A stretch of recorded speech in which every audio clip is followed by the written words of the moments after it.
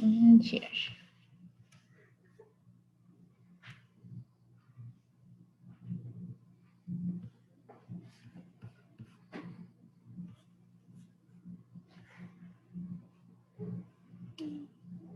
Ah, come on.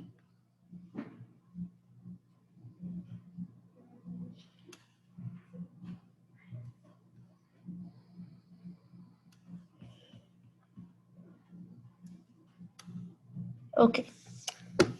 All right. Let's get started.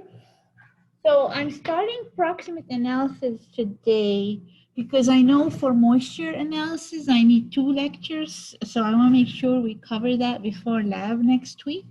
So I am behind 1 lecture. So I started the semester being behind in 2. I put 1 makeup lecture online, and there will be another makeup lecture for you guys on Canvas. So that would be the IR spectroscopy. So I have a recorded lecture from last year. I'll put it under week 8. So please make sure sometime between now and the midterm to please listen to this lecture. The midterm, as a reminder, is going to be Friday, November 6th. So not this Friday, next Friday. And it will be in person here in room 15. And it will be through IR lecture. So through spectroscopy. So the IR lecture, that is a makeup one, is also included in the midterm. Proximate analysis is not included in the midterm. So anything from now until the midterm, from today until the midterm, is not part of the midterm, just that you know. I will make sure to restate that again next week as well. Okay, so starting proximate analysis. This is really a fun component of the lab. Yes? Oh, we will not be using the laptop. What I'll do is I will be printing all of the exam. I'll sanitize my hands, print them, distribute them. We will wear gloves and collect them just to be on the safe side. And we're going to leave them in the somewhere locked for a few days, and then we'll start grading them. So that is our safety precaution. I don't want a laptop. I don't want confusions. I just want to do it the classical way on paper. Okay? All right. Okay, so as I was saying, it's a fun component of the analysis course, where especially the lab, I think is really fun because every group gets to be assigned a food product and you analyze the components of this food product. So basically, you already analyze calcium and iron in your assigned product, and then you're going to be doing moisture, fat, ash, protein on your product and understand the different components in this. So the first part of proximate analysis is moisture. But I would like to define proximate analysis with you. What does it mean to you when you hear the word proximate analysis? What does this mean? Or what do you think of? What are we analyzing? And why do we call it proximate? Any idea what we analyze? Are we getting some answers here? Yes. Close estimation, best guess, precise, might not be very accurate, but precise. Okay, of what? Close estimation of what? Yes, Sam? Water is one component. So when we say proximate analysis, really we are moisture, ash, fat. What else? So macro components of your food, what food is made up. So it's made up of potentially fat, it's made up of proteins, you have some carbohydrates, you have moisture, you have inorganic matter, which is mostly minerals, your ash. So, and we say it's proximate because the methods we use to determine these macro components is giving you approximation, a crude determination of the different components. We'll learn for protein, for example, if we use DOMAS methods based on nitrogen analysis, we're going to learn that it's determining all the nitrogen, but not all the nitrogen comes from protein. So that's crude. We learned that with moisture determination, different methods might overestimate, might underestimate. Same with fat. When we use solvent extraction, there's not one perfect solvent that's going to get all the different fat components, the lipids that might have different polarities and different solubility. So there's never that accurate measurement of these different components, but it gives you an approximation of the constituents, of the different macro constituents. So that's why we call it approximate analysis. Okay. So also, we define those proximate analysis, we calculate them in a way, determine them in a way to all add up to 100%. And I'll explain that in a minute here. But we said we have the moisture, the ash, the fat, the protein, and the total carbohydrate. Okay, which of these components do you see on your nutrition label? Try to remember your nutrition label. Which of these components are listed actually on the nutrition label? Chrissy? Fat, protein, and carbs. Excellent. So here they are. We have total fat, we have total proteins, and we have total carbohydrates. So these three are the ones that are listed. But all analyses are required for nutrition label. If we only measure or only report 3 of them, why do we need to measure moisture and ash, for example? Okay, you won't know this. I don't expect you to know this. To make it 100%. Oh, very good. Who answered that? Filipino. To make it 100%, but how do we make it 100%? All right, so I'm just gonna draw on the backboard here a pie. Okay, so I'm drawing a pie. Circle, and then I have, let's say this is my ash content, ash percent. Okay, so I might have this much protein in a particular sample. So protein percent. So this much ash, this much protein. Let's say I have this much moisture. And I measured my fat, and I had this much fat.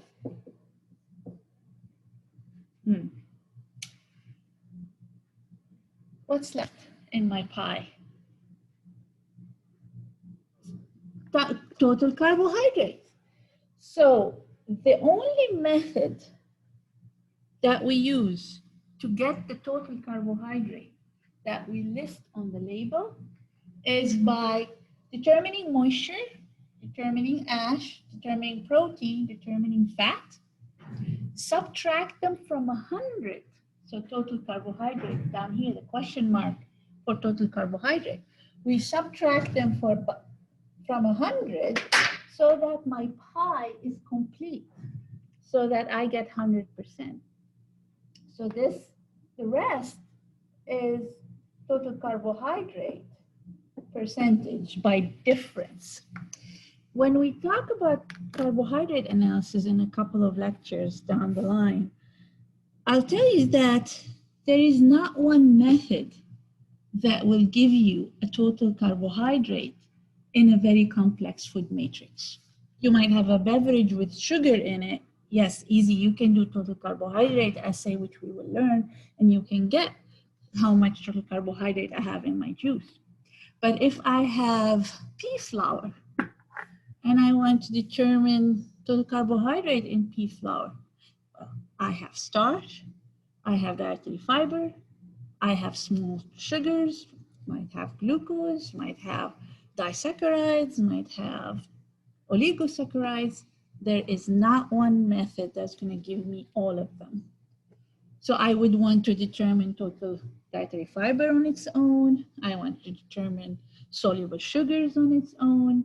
And I want to determine starch on its own. And this, if I determine them all together and try to add them up, they're not going to add up nicely and exactly to my pie chart here. Because every method has its own approximation, its own errors. So I will never get to that nice 100%. So that brings me back to the approximation. So by difference, I get the approximation of my total carbohydrate. And that's what I use to put in for total carbohydrate on the nutrition label. Everything else you see, dietary fiber, has its own method, official method of analysis to get that value for dietary fiber. And to get the value for total sugars, there's a method specifically for total sugars that I would have to determine. Okay, so, but there's no starch here. If I take total carbohydrate and subtract dietary fiber and total sugars, I might get an approximation again for starch. But if I want the total starch in itself, I'll have to do total starch assay, which that will be covered in carbohydrate chapter. Okay, so that's what approximate mean, and this is what we need, why we need to measure all of them, moisture, ash, fat, protein, so I can get the total carbohydrate for my nutrition label. So fat, protein, and total carbohydrate are thus listed on my nutrition label. Okay, so we have to remember that we need to use official methods of analysis because this is for reporting on a nutrition label. So it's a government requirement. It's a legal requirement to measure those using official methods of analysis. So for every chapter we cover, we're going to talk about official methods for measuring, let's say, moisture, fat, protein. There are official methods and there are non-official, quality-driven, fast methods, secondary methods of analysis for all of these different components. So for official methods, we're going to get to learn about oven drying methods. There are different types of oven drying methods and there are official methods of analysis. And just to remind you from what we covered at the beginning of the semester, official methods mean they have been verified, tested in different labs, and their precision and accuracy has been verified. And the results are reproducible across different labs so that they became official methods of analysis. So for moisture, we have oven drying methods, and we're going to talk about them. For ash, dry ashing is an official method of analysis. And for fat, we have Soctus and Moginer. They are, or Moginer in French, they are official methods of analysis. However, for the nutrition label, they don't use these two methods of analysis, although they're official, but they're not the ones used. What is used is actually a GC FAME method that you've already learned or done in the lab, but they do it quantitatively. The way you did it in the lab was semi-quantitative. So for quantification, you do have to run each standard at different concentration and have an external standard curve, and oftentimes you need an internal standard for enhancement of accuracy. Okay, so what they do is they use the GC, fatty acid methyl ester method, to determine fatty acids that are from C4 to C24 in length of the chain.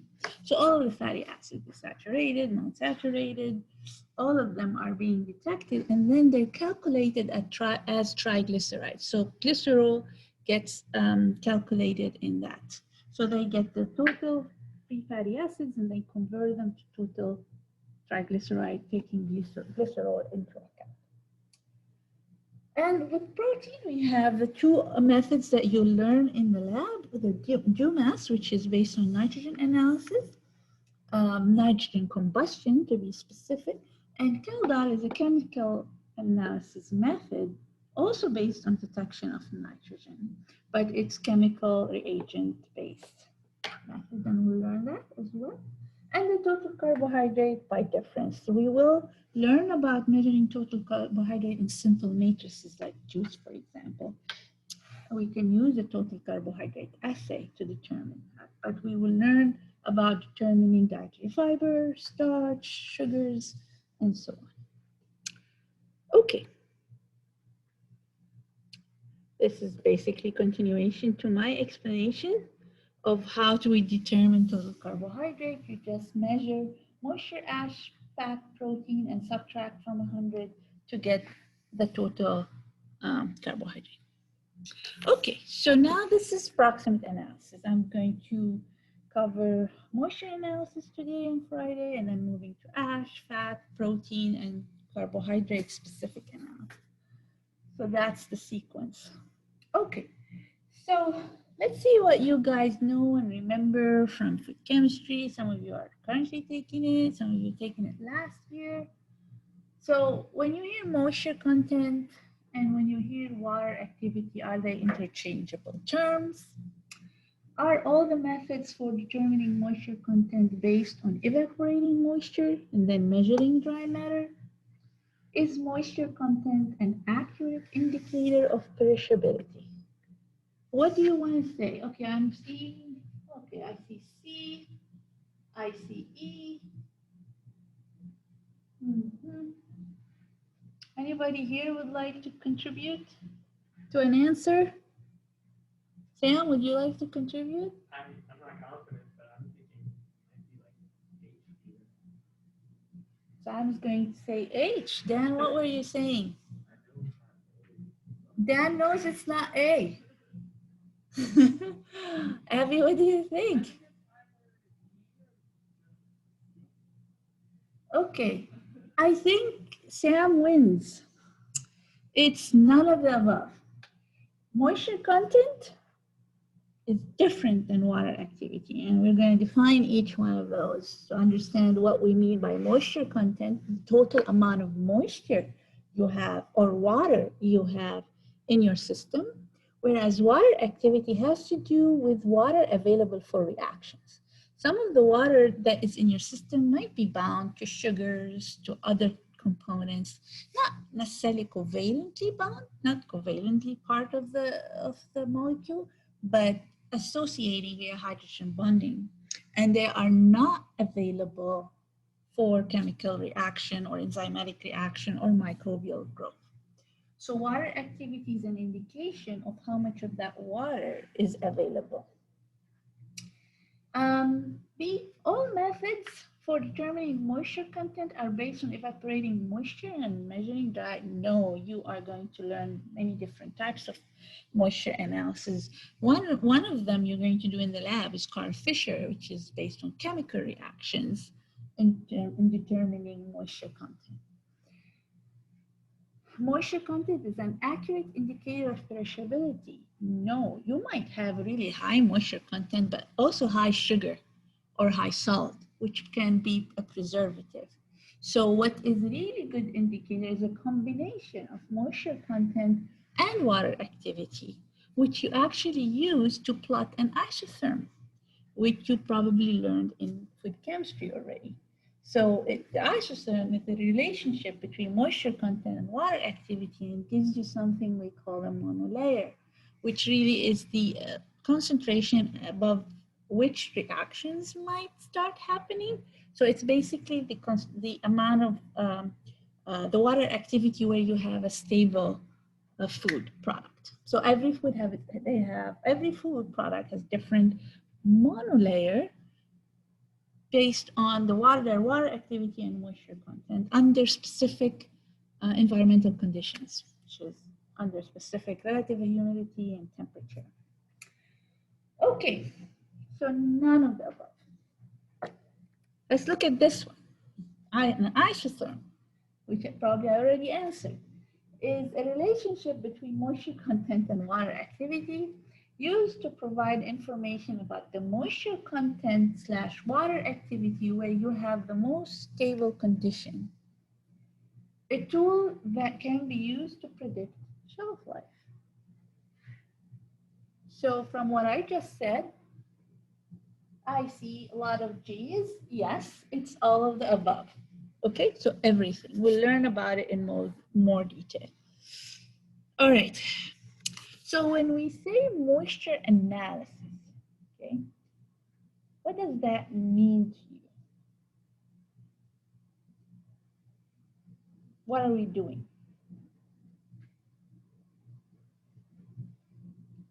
What is moisture analysis? Abby? We're looking at the amount of water, yes, so one of it. So when we analyze, when we say we're doing moisture analysis, we could be analyzing moisture content. But at the same time, we can also be doing or analyzing water activity.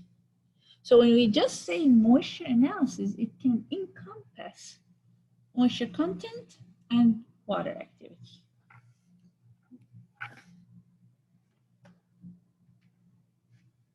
So determining both moisture content and water activity is a complete moisture analysis.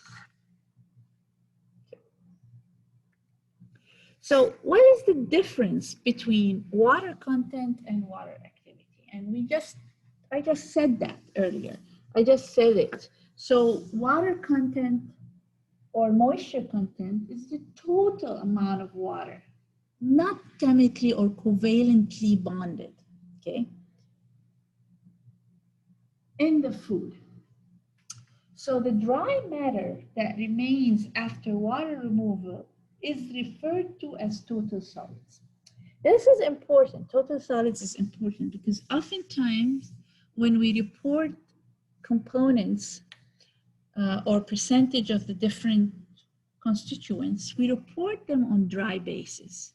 What does that mean? So I would want to know how much of my dry matter is fat, and how much of my dry matter is protein, and how much of my dry matter is total carbohydrate.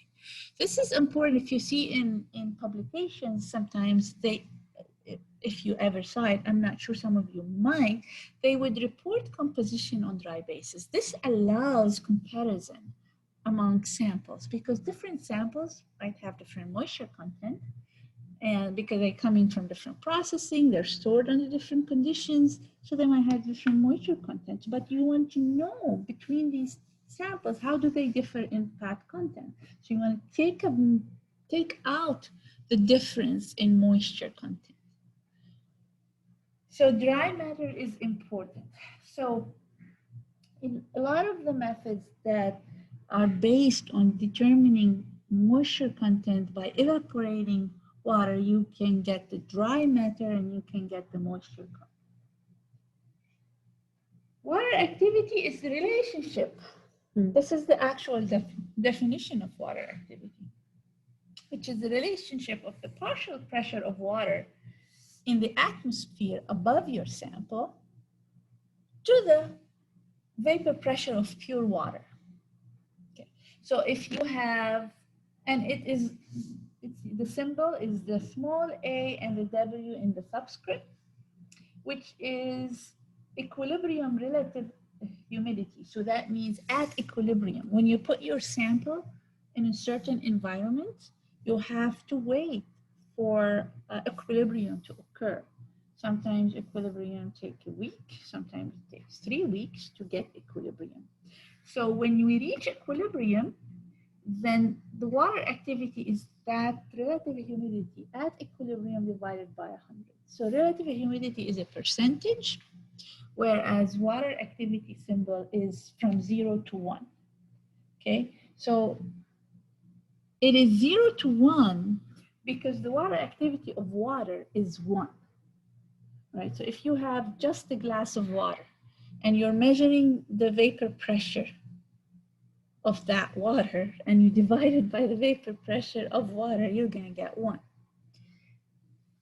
So if you have a water activity of 0, that means you don't have any vapor or any vapor or above in the atmosphere about the sample. So if the sample still has water, all the water is bound to your constituents. So either you don't have water at all, or the water is bound.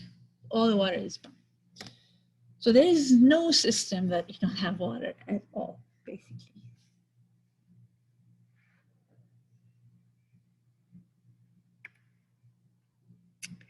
So what can you think of that is important for us to do moisture analysis? What are the reasons we determine moisture content or we determine water activity?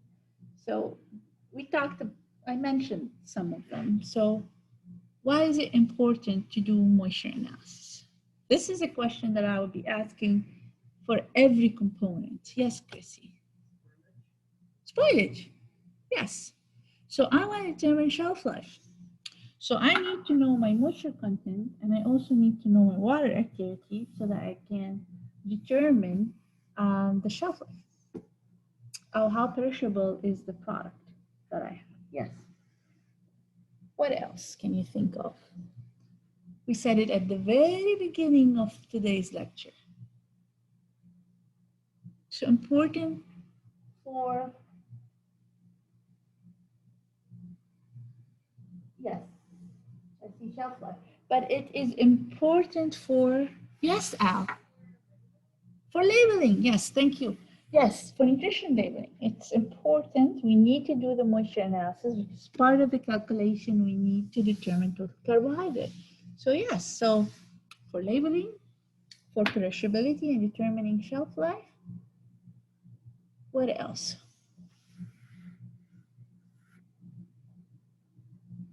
Yes. Okay, let me unveil what I have here.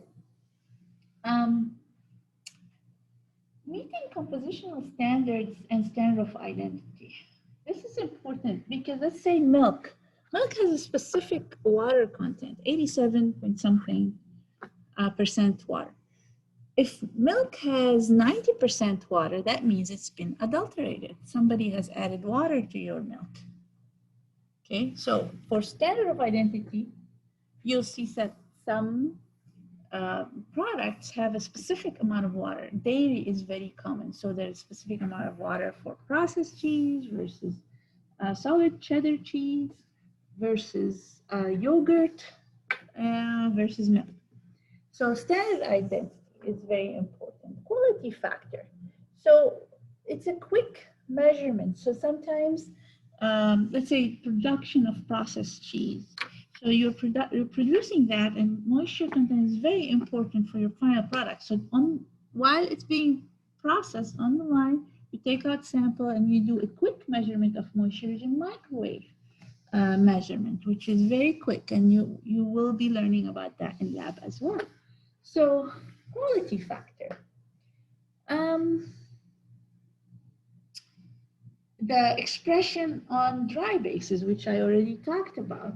Convenience in packaging or shipping. Sometimes you have concentrates. So like juice concentrate, for example. So they evaporate a lot of the water, and then you end up with a concentrate in a can, and then you just reconstitute it to the original moisture content, and then you have your juice pack.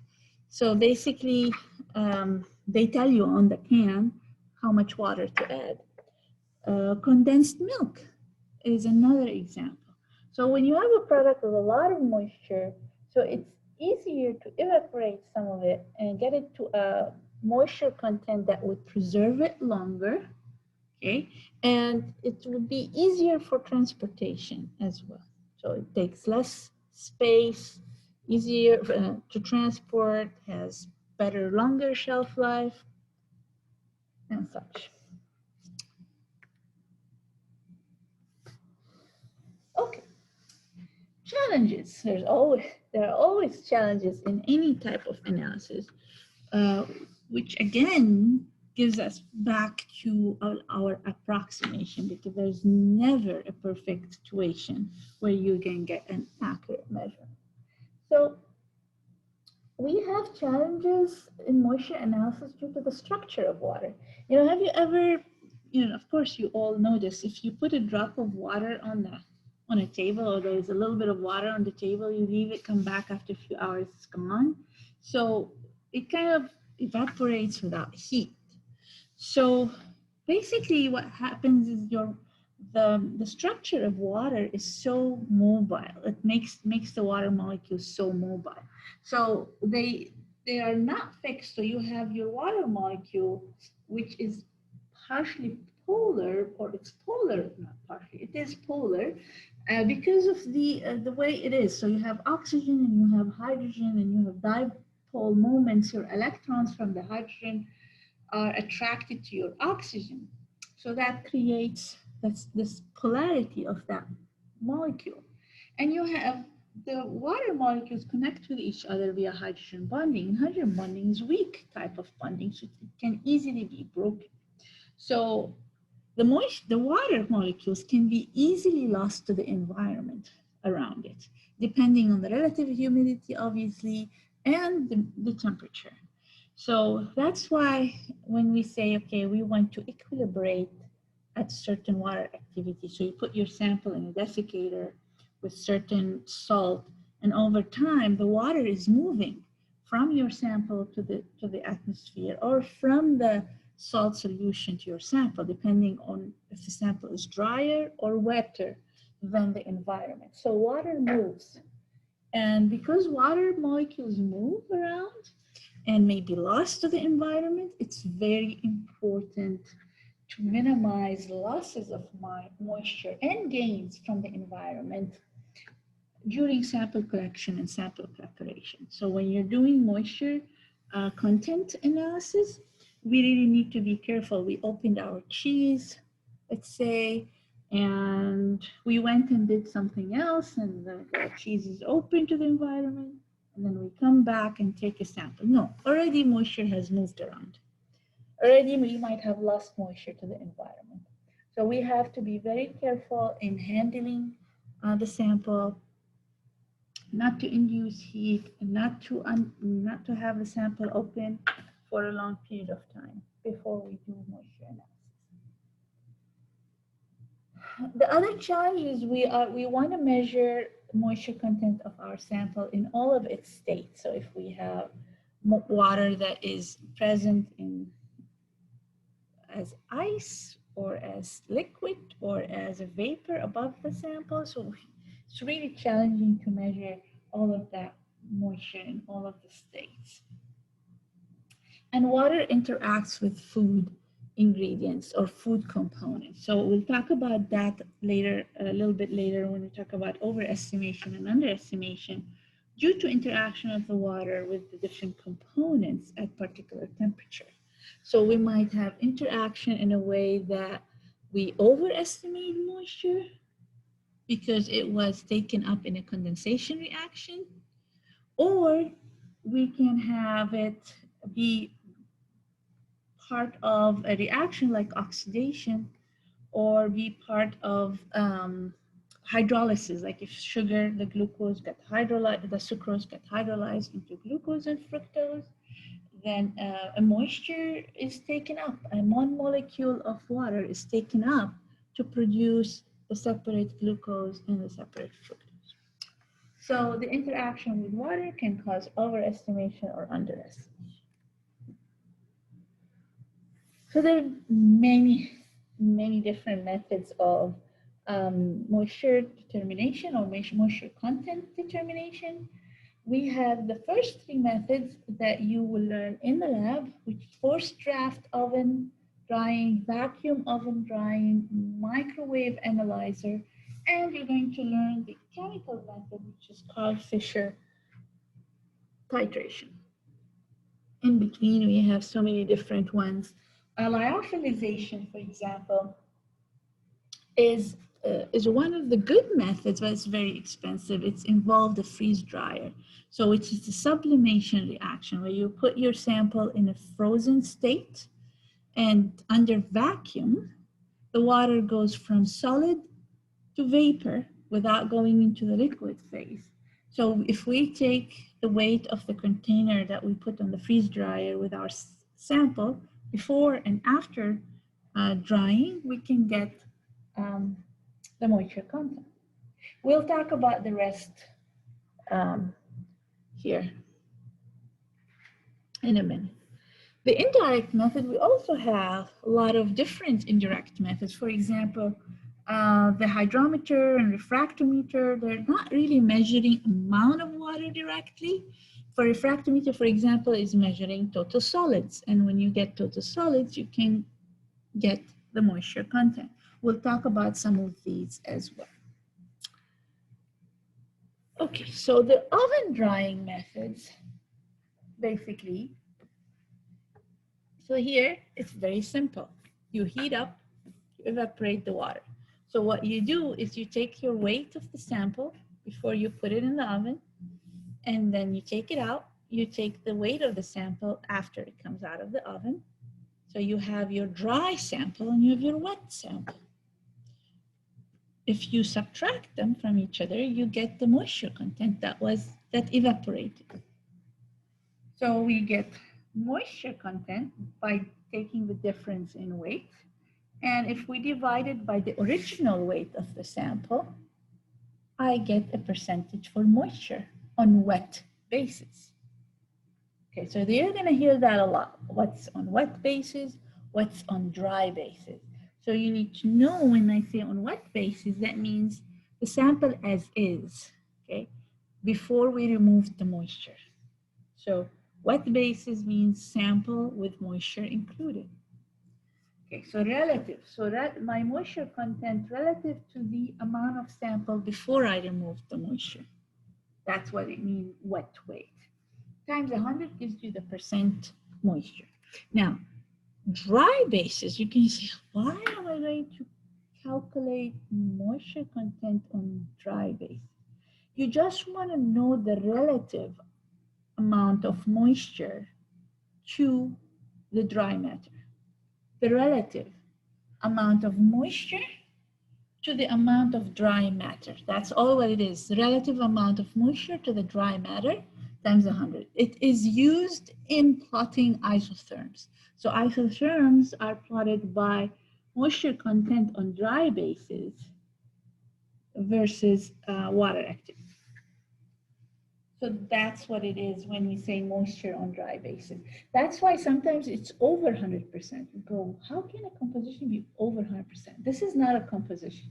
This is a relative value. So let's say if you have processed cheese, for example, and you have 52% moisture, and you want to take the relative, you have 52% moisture and you have 48% total solid.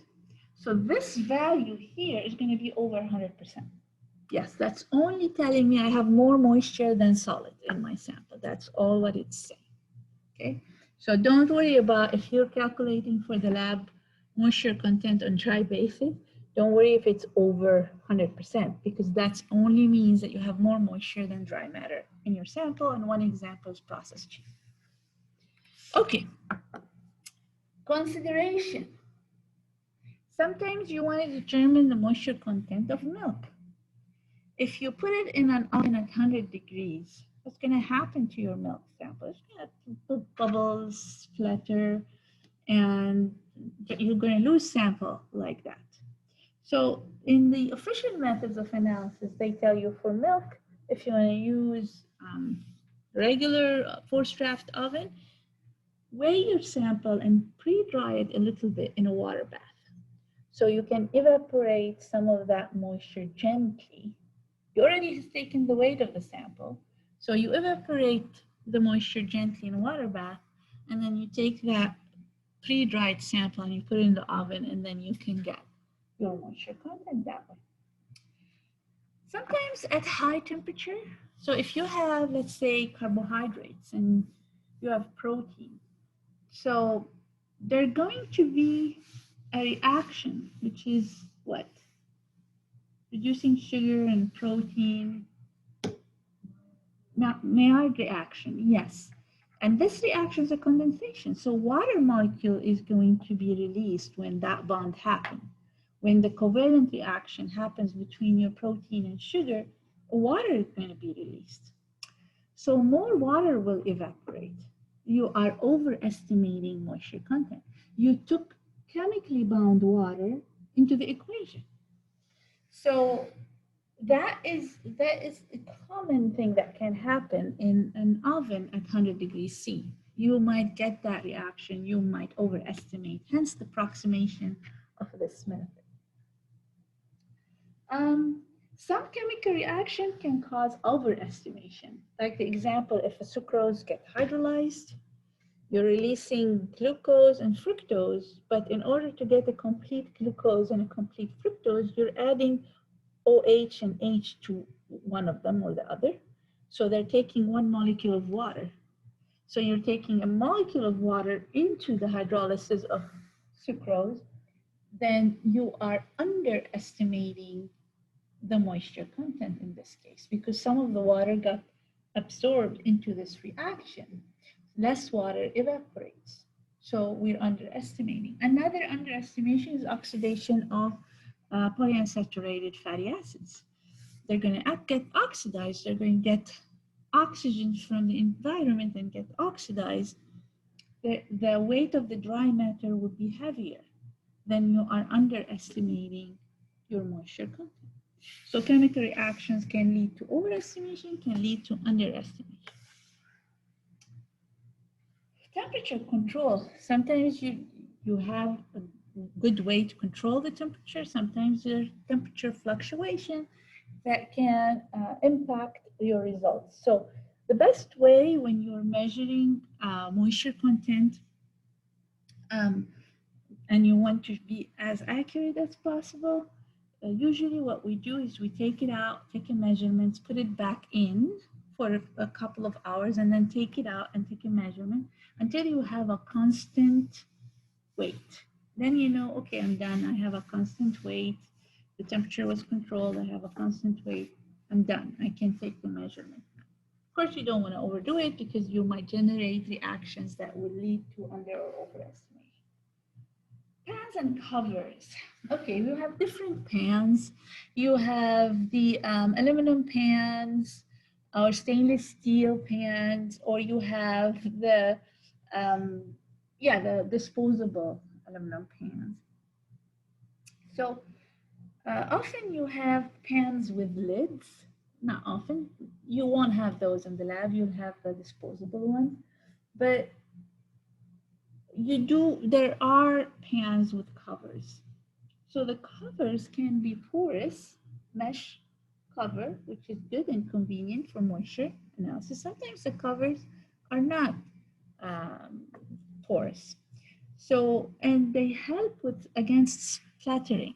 So if you have a sample that potentially can splatter, you can put a cover, but not on top directly, on the side, so that you reduce splattering, but at the same time, water has room to evaporate. You don't want to put the cover on top, obviously, because water will not leave your sample. Other means to control splattering, or even if you have a powder, let's say, and you put that powder in your forced draft oven, you have air flowing, and sometimes the powder gets blown away. And that causes error. So what you do is you put glass wool, and that's what you're going to do in lab next week. You're going to take a little piece, not a little, but not a lot too, a good amount of, or enough amount of a glass wool that you just cover your sample so that it just gets contained in that container, the dish that you're going to use, but at the same time, moisture can evaporate through the pores of your glass fiber. So preventing surface crust formation. This is common sometimes.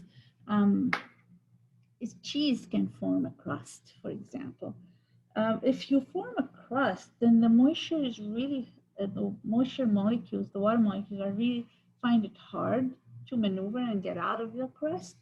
What one can do is put clean and ashed sand, so ashed and dried sand, a little bit of it and into your sample, kind of disperses the sample a little bit and prevent that formation of crust.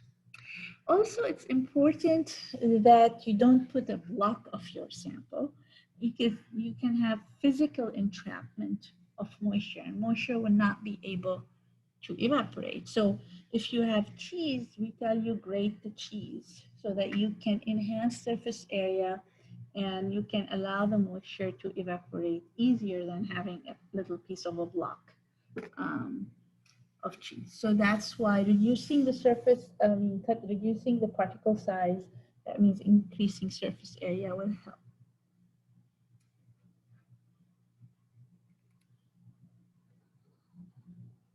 So that's sources of error. It's kind of like continuation to what I'm saying, particle size. You make sure that the size, particle size are homogeneous and small, as small as you can get them to.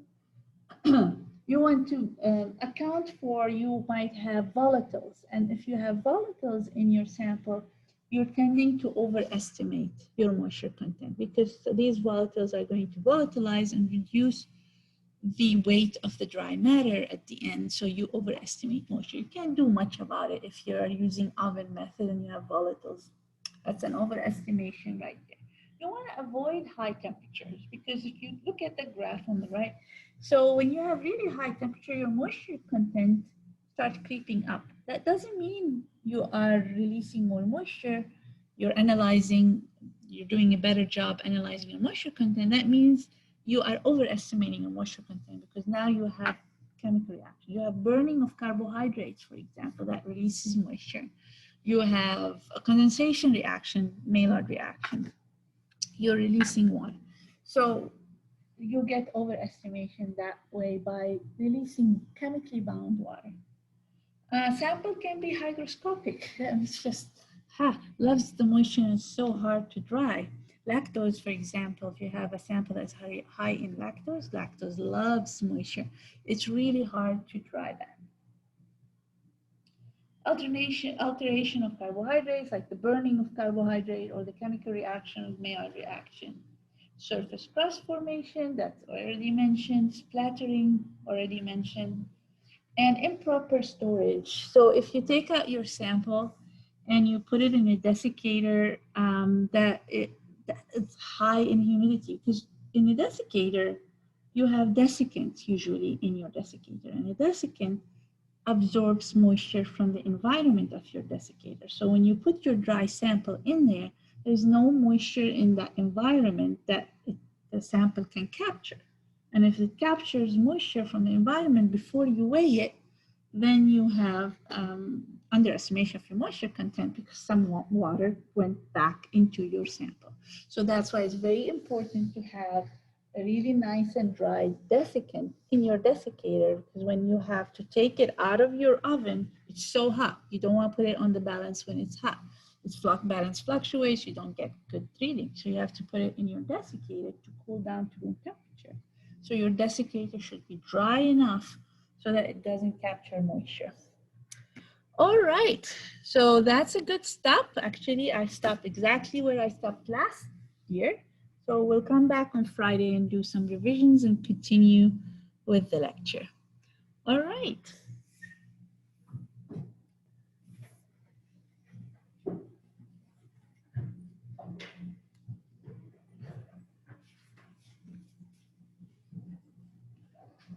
Ma'am, quick question.